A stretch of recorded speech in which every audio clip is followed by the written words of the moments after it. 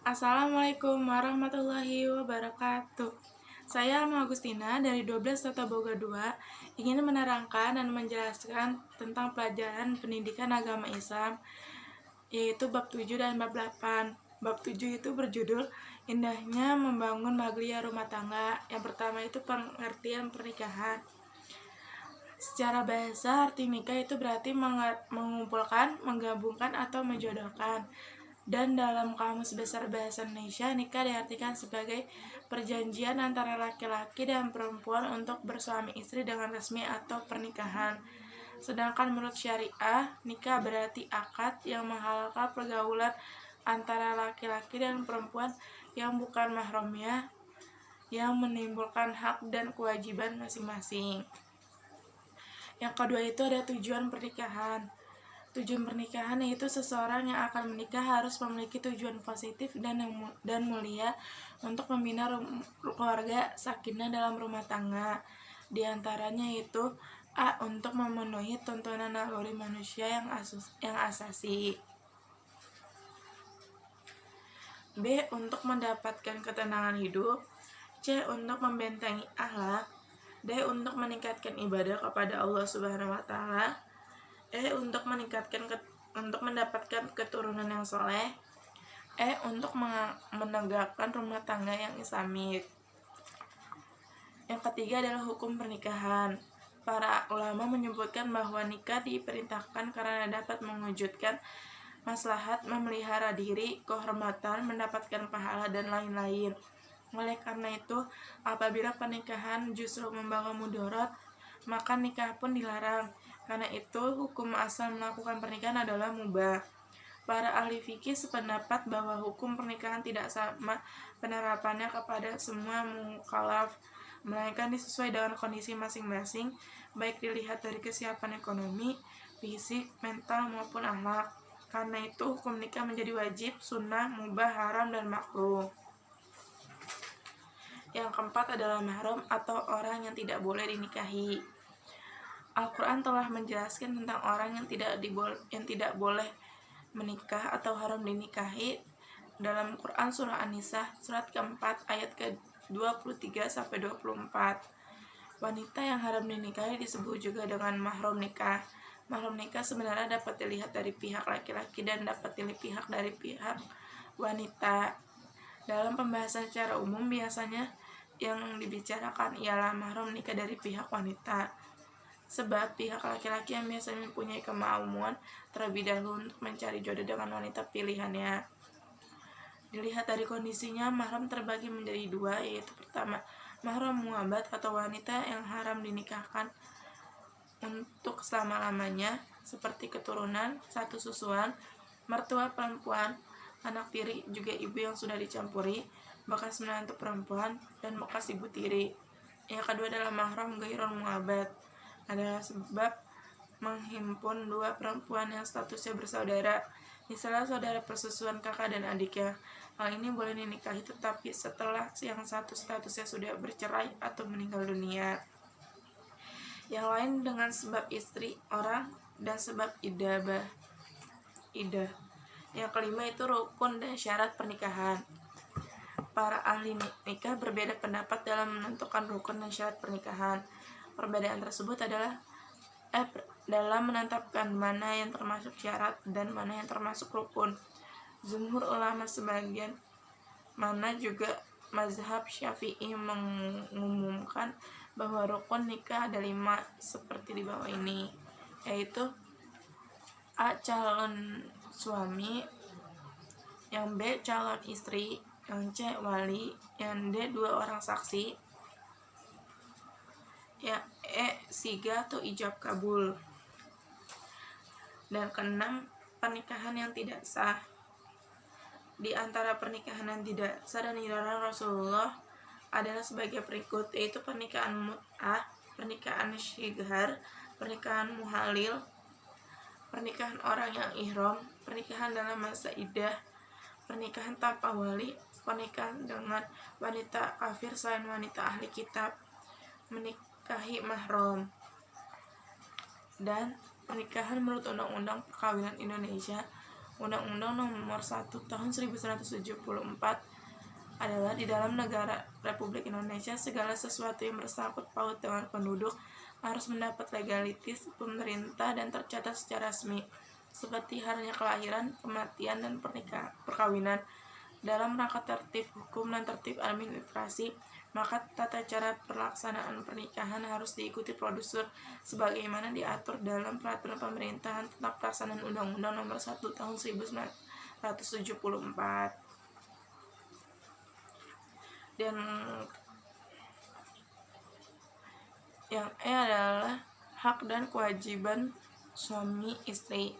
Dengan berlangsungnya akad pernikahan, maka pemberian konsekuensi adanya hak dan kewajiban suami istri yang mencakup 3 hal, yaitu kewajiban bersama antara suami dan istri, kewajiban suami terhadap istri, dan kewajiban istri terhadap suami. Yang pertama itu kewajiban bersama suami istri, yaitu memelihara dan mendidik anak dengan sebaik-baiknya, saling membantu antara keduanya, menjaga penampilan lahiriah dalam rangka merawat keutuhan cinta dan kasih sayang di antara keduanya. Yang kedua itu kewajiban suami terhadap istri, bergaul dengan istri secara ma'ruf dan berkelakuan keluarga dengan secara baik. Yang kedua itu masing-masing anggota keluarganya, terutama suami dan istri, bertanggung jawab sesuai fungsi dan peranan masing-masing. Yang ketiga itu kewajiban istri terhadap suami. Yang pertama itu taat kepada perintah suami. Yang kedua selalu menjaga diri dari kehormatan keluarga. Yang ketiga bersyukur atas nafkah yang diterima dan menggunakannya dengan sebaik-baiknya. Dan hikmah dari pernikahan adalah terjalinnya silaturahmi antara keluarga besar pihak suami dan istri. Yang B, mendapatkan keturunan yang sah dari hasil pernikahan. Yang C, terpeliharanya kehormatan suami istri dalam perbuatan zina. Bab 8 yaitu meraih berkahnya mawaris. Yang pertama itu ada dasar-dasar hukum mawaris. Sumber hukum ilmu mawaris yang paling utama adalah Al-Quran, yang kedua ada As-Sunnah atau hadis, dan setelah itu ijma para ulama serta sebagian kecil hasil ijtihad para mujtahid. Yang pertama itu ada Al-Quran. Dalam Islam, saling mewarisi di antara kaum muslimin hukumnya adalah wajib.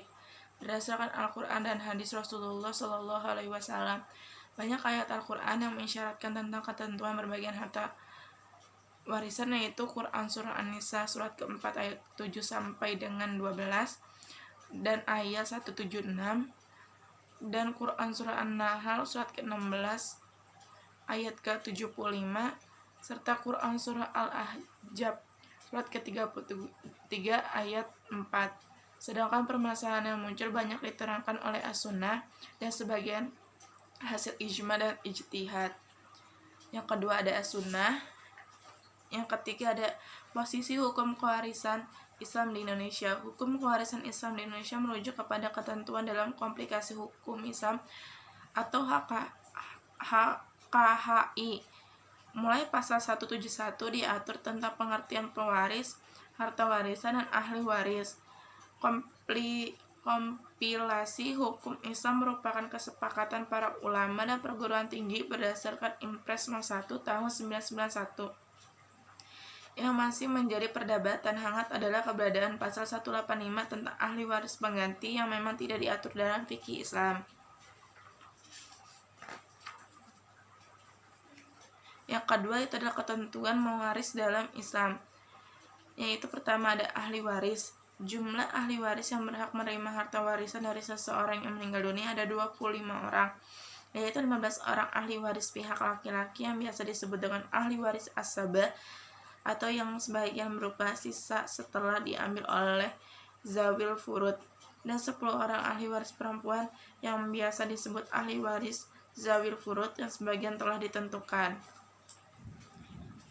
Yang kedua itu adalah syarat-syarat mendapatkan warisan. Seorang Islam berhak mendapatkan warisan apabila memenuhi syarat sebagai berikut. Yang A, tidak adanya salah satu penghalang dari penghalang-penghalang untuk mendapatkan warisan. Yang B adalah kematian orang yang diwarisi, walaupun kematian tersebut berdasarkan vonis pengadilan. Yang C adalah ahli waris hidup yang hidup pada saat orang yang memberi warisan meninggal dunia. Yang ketiga ada sebab-sebab menerima harta warisan. Yang pertama adalah nasab atau keturunan. Yang kedua adalah pernikahan. Yang ketiga adalah wala. Yang keempat, sebab-sebab tidak mendapatkan harta warisan. Yang pertama adalah kefakiran, yang kedua adalah pembunuhan, yang ketiga adalah perbudakan, yang keempat adalah perzinahan, dan yang kelima adalah lian. Dan kelima, ketentuan pembagian harta waris. Ahli waris dalam pembagian harta waris terbagi dua macam, yaitu ahli waris zawil furud yang sebagian yang telah ditentukan, dan ahli waris as-sabah yang sebagian berupa sisa setelah diambil oleh zawil furud. Yang pertama itu ada ahli waris zawil furud. Ahli waris yang memperoleh kadar pembagian harta warisan yang telah diatur oleh Allah Subhanahu wa taala dalam Quran surah An-Nisa. Dengan pembagian terdiri dari 6 kelompok, yang itu pertama mendapat setengah, yang kedua mendapat seperempat, yang ketiga mendapat seperlapan, yang keempat mendapat 2/3, yang kelima dapat 1/3, dan yang keenam mendapat 1/6. Sedangkan ahli waris asabah adalah memperoleh bagian dari harta warisan yang tidak ditetapkan bagiannya dalam furud yang 6, tetapi mengambil sisa warisan setelah ashabul furud mengambil bagiannya.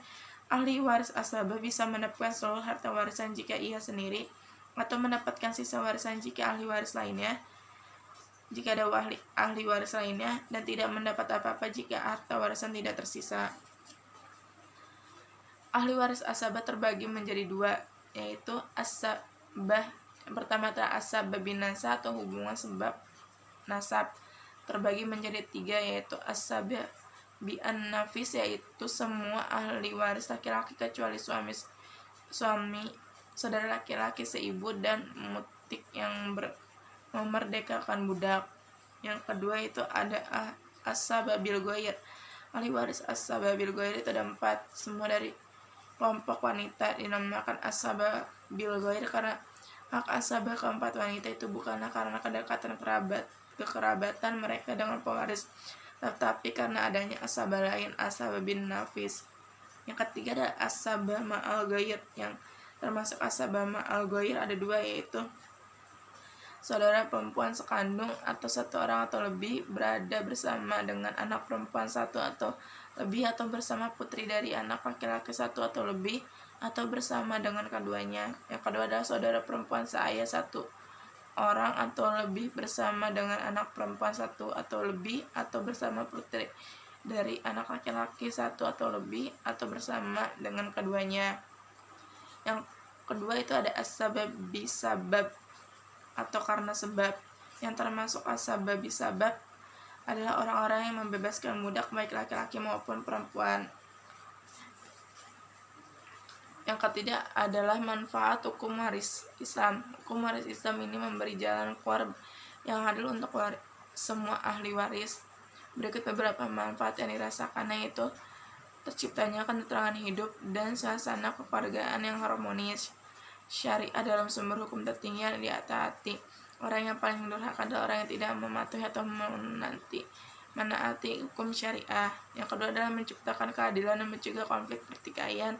Yang ketiga adalah peduli kepada orang lain sebagai cerminan pelaksanaan ketentuan waris dalam Islam. Itu adalah penjelasan tentang pelajaran pendidikan agama Islam bab 7 dan bab 8. Kurang lebihnya mohon maaf. Wassalamualaikum warahmatullahi wabarakatuh.